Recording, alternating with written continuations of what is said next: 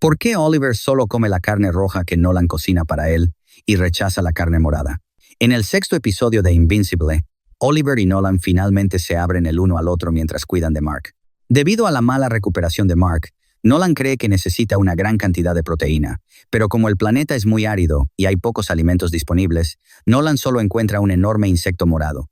Nolan convierte la carne del insecto en puré para dárselo a Mark y cocina carne morada para Oliver. Sin embargo, cuando Oliver vio la carne morada, se negó a comerla.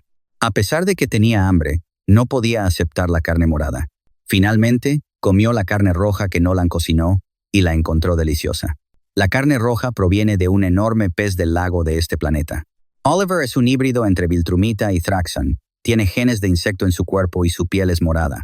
La piel morada es una característica de las criaturas insectoides, y los insectos gigantes morados de este planeta son de la misma especie que Oliver, por lo que no comería a su propia especie.